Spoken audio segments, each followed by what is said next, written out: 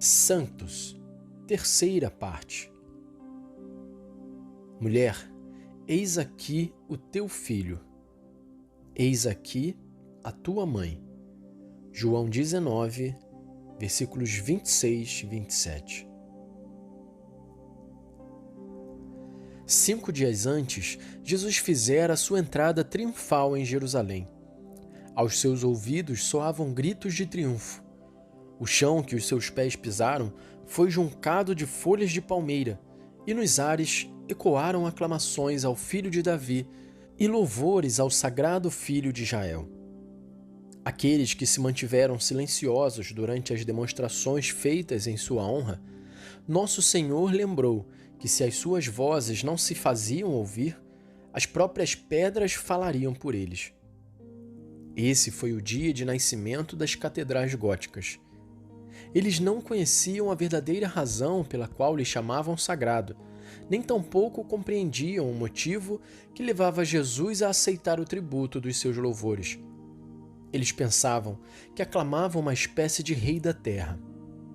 Jesus aceitou essas demonstrações porque ia ser o rei de um império espiritual. Ele aceitou os seus tributos, as suas aclamações e exclamações de louvor, porque caminhava como uma vítima ao encontro da sua cruz. Toda vítima deve ser sagrada. Santos, santos, santos. 5 dias depois, verificou-se o Santos da missa do Calvário. Mas naqueles santos da sua missa, Jesus dirigiu-se àqueles que já eram santos, à sua querida mãe e ao seu bem-amado discípulo João. Palavras tocantes foram essas: Mulher, eis aqui o teu filho. Eis aqui a tua mãe. Falando agora naqueles que já eram santos, Jesus não carecia da divina intercessão, pois ele era o Filho de Deus. Nós, todavia, precisamos de santidade, pois cada vítima da missa deve ser santificada impoluta. Como podemos, porém, ser os santos participantes do sacrifício da missa? Segundo a própria resposta de Jesus, consegui-lo-emos colocando-nos sob a proteção de sua Santíssima Mãe. Ele dirige-se à Igreja e a todos os seus membros, representados na pessoa de João, e diz a cada um de nós: Eis a tua mãe. Porque foi, porém, que Jesus se dirigiu a Maria, chamando-lhe mulher, em vez de mãe? É que ela era agora a mãe de todos os cristãos, e a sua missão era universal. Mãe do corpo místico da Igreja, mãe de todos nós. Há um tremendo mistério oculto naquela palavra mulher. Essa foi, realmente, a última lição de renúncia que Jesus deu a Maria e a primeira lição de um novo laço. Nosso Senhor alienara gradualmente a sua afeição por sua mãe, não porque a amasse menos, mas sim e apenas porque ela tinha agora mais a quem amar. Maria desprendia-se da maternidade da carne para se prender mais à grande maternidade do espírito. Daí o emprego da palavra mulher. Ela havia de fazer de nós outros tantos Cristos, porque fora ela quem criara o Filho de Deus. Só Maria podia transformar-nos em criaturas santificadas, dignas de pronunciar os santos, santos, santos da missa do Calvário. A história de preparação para o papel de mãe do corpo místico de Cristo está representada nas 3 cenas da vida do seu divino Filho, as 3 lições reveladas no drama do Calvário, principalmente aquela em que Maria foi chamada a ser não apenas a mãe de Deus, mas também a mãe dos homens, não apenas a mãe daqueles que já eram santos, mas também daqueles que pediam para ser santificados. A primeira teve lugar no templo, onde Maria e José encontraram Jesus depois de o terem procurado durante 3 dias. Sua amada mãe disse-lhe que os seus corações tinham sofrido deveras durante aquela angustiosa procura, ao que Jesus respondeu: Não sabes que devo ocupar-me das coisas de meu Pai? Nestas palavras, Jesus queria significar: tenho outra missão, além do trabalho da oficina de carpinteiro.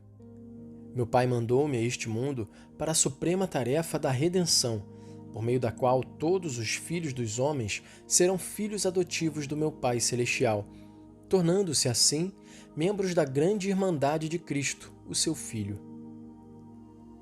Quem poderá dizer quanta luz estas palavras derramaram sobre Maria?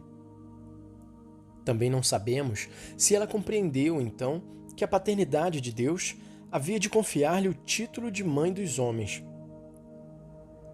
18 anos depois, na festa das bodas de Caná, Maria teve, porém, pleno conhecimento de tal missão. Como é consolador pensarmos que Jesus, pregando a penitência e insistindo para que tomássemos a nossa cruz diariamente e o seguíssemos, iniciasse a sua vida pública assistindo a uma boda. Que maravilhosa a compreensão dos corações humanos!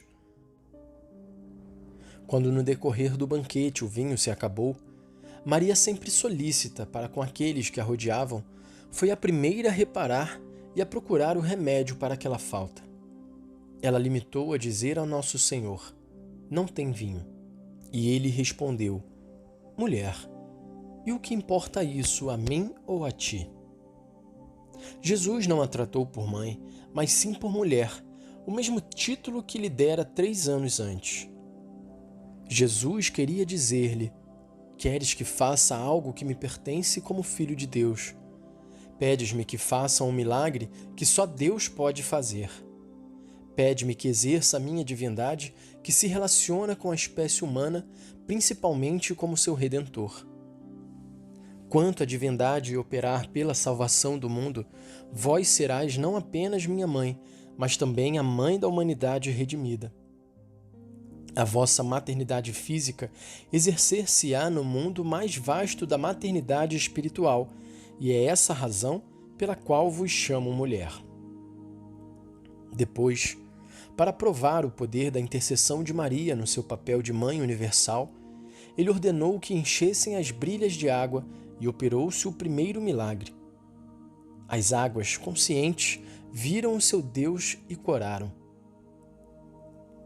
A terceira cena ocorreu 2 anos depois. Um dia, enquanto Jesus pregava, alguém o interrompeu para dizer: "Vossa mãe não cessa de procurar-vos." Ao que Jesus respondeu: "Quem é minha mãe?" E estendendo as mãos para os seus discípulos, disse: "Contemplai minha mãe e meus irmãos, pois todo aquele que fizer a vontade de meu Pai que está no céu, esse é meu irmão, minha irmã e minha mãe."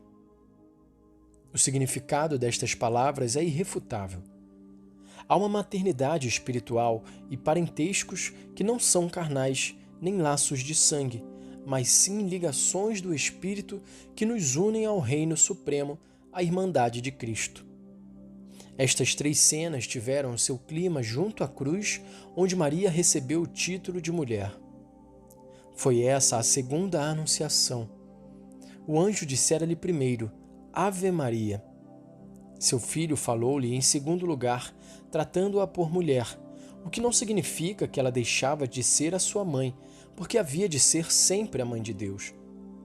A sua maternidade havia, porém, de expandir-se e espiritualizar-se, tornar-se universal, pois naquele momento Maria ficou sendo nossa mãe. Nosso Senhor criou o laço onde por natureza ele não existia e que só ele podia criar. E como foi que Maria se tornou mãe dos homens? Tornando-se não somente mãe, mas também esposa de Cristo. Ele era o novo Adão e ela a nova Eva. E tal como Adão e Eva tiveram sua progênese natural, que somos nós. Também Cristo e sua mãe deram origem na cruz à sua descendência espiritual, que somos nós, os filhos de Maria ou membros do corpo místico de Cristo. Maria teve o seu primogênito em Belém.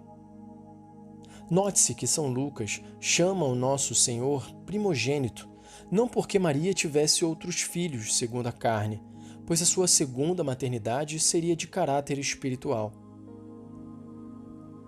No momento em que nosso Senhor lhe disse mulher, ela torna-se de certa maneira esposa de Cristo e concebeu em dor o seu primeiro filho espiritual, cujo nome foi João. O seu segundo filho, não sabemos quem foi. É possível que fosse Pedro ou André. De qualquer maneira, todos nós representamos os milionésimos dos milionésimos descendentes daquela mulher que permaneceu aos pés da cruz. A troca foi realmente desvantajosa para aquela que recebeu o filho de Zebedeu em vez do Filho de Deus. A nossa vantagem foi, porém, maior, pois ao passo que Maria não adquiria mais do que filhos insubmissos e tantas vezes rebeldes, nós obtínhamos a mais adorável das mães que existem no mundo, a mãe de Jesus. Nós somos filhos de Maria, literalmente filhos. Ela é nossa mãe, não por título de ficção nem de cortesia. Ela é nossa mãe porque sofreu naquele momento memorável e por todos nós as dores da maternidade. E por que é que Deus quis que ela fosse nossa mãe? Porque Ele sabia que sem a sua proteção e auxílio jamais seríamos santificados. Jesus veio até nós por intermédio da pureza de Maria, e só através da pureza de Maria conseguiremos chegar até junto dele. Cada vítima que sobe ao altar, sob as espécies de pão e de vinho, deve ter proferido o confiteor e transformar-se em vítima santificada. Sem Maria não há, porém, santificação. Note-se que quando tal palavra foi dirigida a Maria, estava prostrada junto à cruz uma outra mulher. Já repararam que praticamente todas as imagens tradicionais da crucifixão representam sempre Maria Madalena ajoelhada aos pés da cruz? Nunca vimos, no entanto, uma imagem de Maria prostrada. João estava presente e refere no seu evangelho que ela estava de pé. E por quê? Porque era a posição que lhe competia no papel que ali desempenhava em relação a nós. Maria, a nossa mãe. Se Maria estivesse prostrada por terra naquela hora, tal como Madalena, se ela tivesse sequer chorado, a sua mágoa teria tido um lenitivo. As dores que não desatam esmagam o coração. Essa dor foi parte do nosso preço de compra, pago pela nossa corredentora, Maria, a Mãe de Deus. Nosso Senhor deixou-a ficar sobre a terra quando ele subiu aos céus, para que ela fosse a mãe da Igreja, a nossa mãe. A Igreja, infante ainda, carecia do amparo materno, tal como Jesus quando era menino. E foi assim que Maria permaneceu sobre a terra, até que os seus filhos, a sua família, se criassem e desenvolvessem. E foi essa a razão porque a encontramos orando com os apóstolos enquanto aguardavam a vinda do Espírito Santo. Mais tarde, foi para o céu, coroada de rainha dos anjos e dos santos, para assistir a outra boda de Caná e interceder por nós junto ao Salvador, pois nós éramos seus filhos, irmãos de Cristo e filhos do Pai Celestial. Virgem Mãe, que formosa conjugação de virgindade e maternidade em que a segunda supre a deficiência da primeira.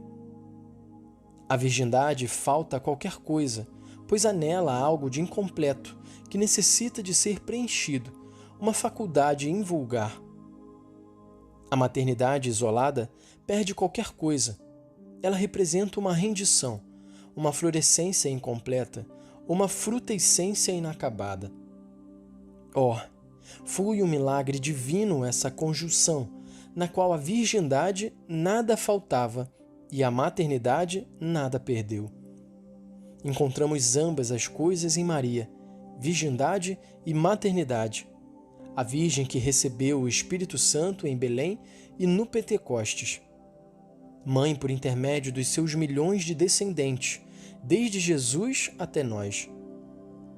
A adoração que prestamos a Maria e aquela que prestamos a Nosso Senhor são distintas, pois veneramos nossa mãe e adoramos o Salvador.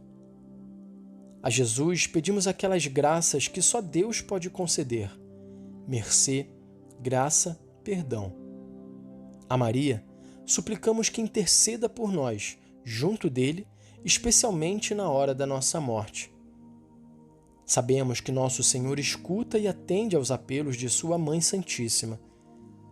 A nenhum outro santo podemos falar como uma criancinha fala a sua mãe, pois nenhuma outra virgem, ou mãe, ou mártir, ou confessor jamais sofreu tanto por nós como ela sofreu. Ninguém jamais firmou tão solidamente os nossos direitos à proteção e ao amor. Maria é a medianeira de todas as graças que Jesus pode dispensar-nos, pois foi por intermédio de Maria que Jesus veio até nós.